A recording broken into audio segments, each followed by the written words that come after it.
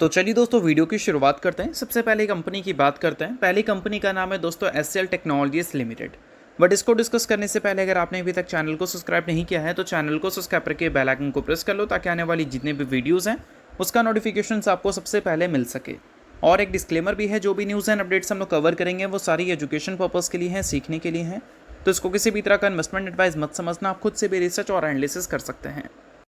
तो चलिए दोस्तों वीडियो की शुरुआत करते हैं। सबसे पहले बात करते हैं एससीएल टेक्नोलॉजीज से रिलेटेड कुछ इंपॉर्टेंट न्यूज़ एंड अपडेट्स के बारे में। दोस्तों एससीएल टेक्नोलॉजीज़ की बात करें तो आज के दिन इस कंपनी की परफॉर्मेंस हमें कुछ खास अच्छी देखने को मिली नहीं। 3 से 4% की गिरावट आज के दिन हमें एससीएल टेक्नोलॉजीज़ के शेयर में देखने को मिला था। अब ये गिरावट का कोई खास रीज़न नहीं बोल सकते, हम बोल सकते हैं रिसेंट टाइम में जो बड़ी तेज़ी हमें देखने को मिली है आईटी कंपनीज़ में, उसके वजह से आज के दिन एक प्रॉफिट बुकिंग हमें विटनेस करने को मिला है। अगर आप सोच रहे हैं कि कंपनी के अर्निंग्स इस गिरावट का मेन कारण है तो ऐसा नहीं है। कल के दिन कंपनी ने जो अर्निंग्स अपने रिपोर्ट किए और जो गाइडेंस कंपनी ने दिया 2027 के फाइनेंशियल ईयर को लेकर, उसको देखकर मार्केट डिसअपॉइंट बिल्कुल भी नहीं है, क्योंकि गाइडेंस जो कंपनी ने पहले दिया था उसको इसने रिटेन किया है और अर्निंग्स मार्केट एक्सपेक्टेशंस को बीट भी की हैं। इनके consolidated net profit year on year basis पे 20% से ज़्यादा ग्रो करती हुई नजर आई। एस्टिमेटेड थी 4,588 करोड़ की, रिपोर्ट कितना हुआ 4,624 करोड़, यानी कि एक्सपेक्टेशन से काफ़ी बेहतर। रेवेन्यू भी 14% से ग्रो करता हुआ नजर आया और ये भी एक्सपेक्टेशन से देखोगे तो बेहतर ही देखने को मिलेगा। तो अर्निंग्स तो बिल्कुल भी गिरावट का मेन कारण नहीं है, बट अर्निंग्स को देखने के बाद सिटी ने जो अपने ओपिनियंस दिए, जो अपने रेटिंग्स दिए इस कंपनी को लेकर, वो रेटिंग्स देखकर मार्केट ज़रूर बोल सकते हैं आज के दिन एससीएल टेक्नोलॉजीज़ में एक प्रॉफिट बुकिंग दिखाई है, क्योंकि उन्होंने अपनी रेटिंग्स को कट कर सेल रेटिंग दिया है एससीएल टेक्नोलॉजीज़ को। और ब्रोकरेज हाउस ने कंपनी के Q1 के अर्निंग्स को देखकर कंपनी के फ्यूचर आउटलुक को लेकर कॉशियस कॉमेंट्री की है और इसी कारण बोल सकते हैं एससीएल टेक्नोलॉजी में एक प्रॉफिट बुकिंग आज के दिन हमें विटनेस करने को मिला है। अब दोस्तों वीडियो में आगे बढ़ने से पहले बात कर लेते हैं सेबी रजिस्टर्ड टेलीग्राम चैनल के बारे में, जिसको आप ज्वाइन कर लो। लिंक इसका डिस्क्रिप्शन में दिख जाएगा। ज्वाइन करने का सबसे बड़ा बेनिफिट ये है कि जिस हिसाब से मार्केट में अप्स एंड डाउन दिख रहा है, ऐसे टाइम पे हर दूसरी कंपनी के एनालिसिस बहुत ज़्यादा इंपॉर्टेंट है। तो यहाँ पर आपको सभी कंपनी के टेक्निकल्स को एनालिसिस कर अपडेट होता हुआ देखने को मिल जाता है, जो कि हर किसी के लिए काफ़ी ज़्यादा यूज़फुल है। और इसके लिए आप चैनल को ज्वाइन कर फ्री में आप चेकआउट भी कर सकते हैं इन कंपनी के प्रॉपर टेक्निकल्स, जिससे आपको आइडिया लगेगा कि अभी इन कंपनी में क्या चल रहा है। तो without wasting any time link description में है, लिंक की तरफ जाकर चैनल को फ्री में ज्वाइन कर लो।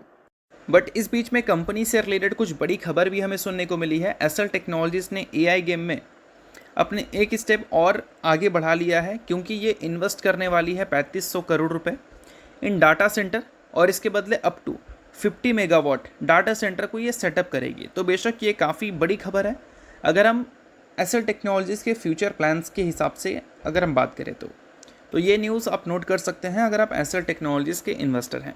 बाकी नेक्स्ट कंपनी की बात करें तो नेक्स्ट कंपनी है दोस्तों बीएससी। बीएससी का हालिया परफॉर्मेंस कुछ खास अच्छी हमें देखने को मिली नहीं है। आज के दिन कंपनी ने थोड़ा पॉजिटिव परफॉर्मेंस डिलीवर किया है, बट रीसेंट टाइम में देखोगे तो बीएससी में 10-15% तक की गिरावट हमें देखने को मिल गई है।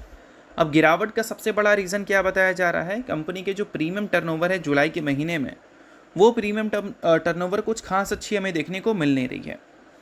एक्सपायरी डे जो था उस दिन प्रीमियम टर्नओवर बीएससी का 11.4% से जुलाई के महीने में गिरा था। जून के महीने के एवरेज से जुलाई के महीने के एवरेज को अगर देखें तो 11.4%, 11.4% की डिक्लाइन हमें देखने को मिली थी। और Q1 के एवरेज से अगर हम कंपेयर करें तो यहाँ पर गिरावट हमें 21.2% की देखने को मिली थी। और बीएससी के जो फर्स्ट वीक के प्रीमियम टर्नओवर थे उसमें हमें 10% की फॉल देखने को मिली थी। अगर जून के लेवल के हिसाब से कंपेयर करें और Q1 के लेवल के हिसाब से कंपेयर करें तो फॉल हमें 20% की देखने को मिल रही थी। तो इस वजह से एक्सपेक्टेशन चल रहा था कि बीएससी के आने वाले जो अर्निंग्स हैं वो हो सकता है कि हमें उस पेस पे ग्रो करते हुए नज़र ना आए जिस पेस पे हमें ग्रो किया करते हुए दिखते थे, और इसी वजह से बीएससी में करेक्शंस चल रही थी। बट बीएससी की वापस से एक कमबैक हमें देखने को मिल गई है।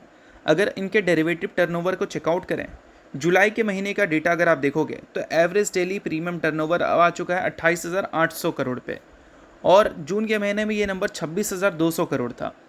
तो जो डेटा बता रहा था कि जुलाई के महीने का नंबर जून के महीने से कम है, वो अब डेटा आगे अगर अपडेट होगा तो ये बताएगा कि जुलाई के महीने का जो डेटा है वो जून के महीने से बेहतर हो चुका है।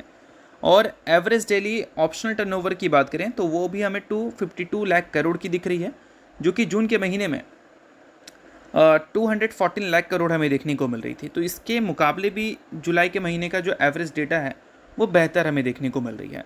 और सिर्फ बेहतर ही नहीं दिख रही है, ये नंबर सिर्फ और सिर्फ अप्रैल से ही कम है। ये अप्रैल का है जहाँ पर 268 लाख करोड़ का डेटा था, और उसके बाद जो सेकंड बेस्ट है वो जुलाई का महीना है। उसके बीच का जो नंबर है उससे बेस्ट ही जुलाई का महीना हमें देखने को मिल रही है, चाहे average daily optional notional turnover देखें या फिर एवरेज डेली प्रीमियम टर्नओवर देखें, जो कि आप चेकआउट ही कर सकते हैं। तो ये एक काफ़ी अच्छी खबर है बीएसई के इन्वेस्टर्स के लिए कि एक्सपेक्टेशन जो होते हैं बीएसई आने वाले कल में अर्निंग्स डिसअपॉइंटिंग वाला दिखा सकती है, वो एक्सपेक्टेशंस में थोड़ी हमें चेंजेस देखने को मिल जाएंगे। बाकी अगर आपने अभी तक सेबी रजिस्टर्ड रिसर्च एनालिस्ट का टेलीग्राम चैनल को ज्वाइन नहीं किया है तो बीएसई और एसएल टेक्नोलॉजीज़ के टेक्निकल्स को वहाँ पर जाकर देख लो, क्योंकि वहाँ पर आपको इन सारी कंपनी के technicals time to time updated होते हुए देखने को मिलता है, जो कि यूट्यूब पे तो आप देखने को नहीं मिलता ड्यू टू सेबी रेगुलेशन। तो इस वजह से सेबी रजिस्टर्ड रिसर्च एनालिस्ट के द्वारा आपको वहाँ पर प्रॉपर एनालिसिस कर डेटा अपडेट होते हुए देखने को मिल जाएंगे। तो लिंक डिस्क्रिप्शन में है, लिंक के थ्रू जाकर चैनल को बिल्कुल फ्री में आप ज्वाइन कर लो। तो चलिए अब बात कर लेते हैं बीएसई से रिलेटेड एक और खबर के बारे में। बीएसई का अभी Q1 का जो शेयर होल्डिंग पैटर्न है वो अपडेट हुआ नहीं है, बट अपडेट जब होगा तो देखना इंटरेस्टिंग रहेगा कि एफआईएस का रोल इस कंपनी में अब क्या दिखता है। बीच में एफआईएस ने अपने स्टेक्स को रिड्यूस किया था जब एक्सपायरीज की चेंजेस हुई थी, क्योंकि उस वजह से एक्सपेक्टेशन था कि बीएसई के जो मार्केट शेयर हैं वो गिरेंगे, बट मार्केट शेयर गिरे नहीं। इस वजह से एफआईएस ने फिर से वापसी कर लिया था इस कंपनी में, और इसके बाद अपने स्टेक्स और भी इंक्रीज़ कर रहा था Q4 में। अब जो आरबीआई के न्यू नॉर्म्स हमें देखने को मिले हैं उस वजह से तो पूरा इंडेक्स नहीं, एक्सचेंज वाला जो बिजनेस है वही डिस्टर्ब हो सकता है। तो देखते हैं कि एफआईएस यहाँ पर अपनी stakes as it is continue रखती है इंक्रीजिंग ऑर्डर पे, या फिर अपने स्टेक्स में थोड़ी चेंजेस कर उसको नीचे ले जाती है। देखते हैं आगे चलकर क्या अपडेट होगा। तो चलिए दोस्तों बात करते हैं अगली कंपनी के बारे में, जिसका नाम है दोस्तों टाटा एलेक्सी लिमिटेड। आज के दिन टाटा एलेक्सी की परफॉर्मेंस हमें कुछ खास अच्छी देखने को नहीं मिल रही थी। अब इसका सबसे बड़ा कारण क्या हो सकता है, तो सबसे बड़ा कारण हो सकता है कंपनी के क्वार्टरली रिजल्ट। हो सकता है कि मार्केट उतना अच्छा एक्सपेक्टेशन इस कंपनी के क्वार्टरली रिजल्ट को लेकर नहीं कर रही है, बट एग्जैक्ट मार्केट के एक्सपेक्टेशंस क्या हैं इस कंपनी के अर्निंग्स को लेकर वो हम लोग डिस्कस कर लेते हैं, ताकि अर्निंग्स देखकर आप समझ जाओ कि अकॉर्डिंग टू एस्टिमेट ये नंबर है भी या नहीं। तो सबसे पहले रेवेन्यू की बात करते हैं। तो रेवेन्यू को लेकर बाजार उम्मीद कर रही है 1045 करोड़ की। पिछले क्वार्टर से कंपेयर करें तो पिछले क्वार्टर में 994 करोड़ था और पिछले साल के Q1 में 892 करोड़ था, और दोनों से कंपेयर करें तो इस बार रेवेन्यू में हमें ग्रोथ देखने को मिलेगी। बट सबसे इंपॉर्टेंट बात यह है कि ग्रोथ हमें पिछले क्वार्टर में भी देखने को मिला था, बट पिछले क्वार्टर में ग्रोथ डबल डिजिट की देखने को नहीं मिली थी, और इस बार बाजार उम्मीद कर रही है कि डबल डिजिट की ग्रोथ हमें देखने को मिल जाएंगी। तो देखते हैं अगर डबल डिजिट की ग्रोथ देखने को मिलती है तो मार्केट इसके बाद क्या रिस्पॉन्स दिखाती है। अब इसके अलावा प्रॉफिट की बात करें तो प्रॉफिट को लेकर बाजार की एस्टिमेट है 206 करोड़ की। अगर पिछले साल के Q1 की बात करें तो 144 करोड़ था, और पिछले क्वार्टर में 220 करोड़ का प्रॉफिट था।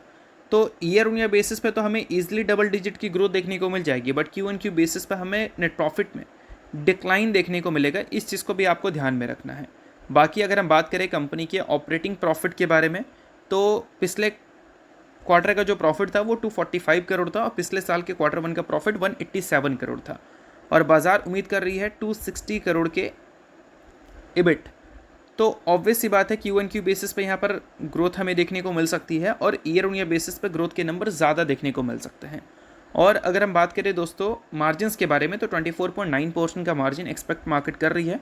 पिछले क्वार्टर के मुकाबले स्लाइटली डिप हो सकता है, but year on year basis पे हर पैमाने पे ये कंपनी के नंबर हमें अच्छे दिख सकते हैं। डेटा तो यही दिखाता है। बाकी ये कंपनी के जब अर्निंग्स आएंगे तो उसका वीडियो आपको मिल जाएगा, इस वजह से चैनल को सब्सक्राइब करके बेल आइकन को प्रेस करके रखना। अब इसके अलावा अगली कंपनी की बात कर लेते हैं, जिसका नाम है ऑर्बिट एक्सपोर्ट। हाल ही में दोस्तों कंपनी ने बायबैक अप्रूव किया है 27.6 करोड़ का। इसके बदले 11 लाख से भी ज़्यादा शेयर्स ये कंपनी खरीदने वाली है 250 रुपये पर शेयर के प्राइस पे। तो अगर आप इस कंपनी के शेयर होल्डर हैं तो इस न्यूज़ को आप नोट कर सकते हैं। शेयर होल्डर नहीं आप इग्नोर कर सकते हैं। न्यूज़ तो इस वजह से मैंने बता दिया, बाकी ये किसी भी तरह का रिकमेंडेशन नहीं है। तो होप करता हूँ ये वीडियो आपको अच्छा लगा। वीडियो लाइक कीजिए, पहली बार सब्सक्राइब कीजिए। वीडियो के लिए बहुत बहुत शुक्रिया।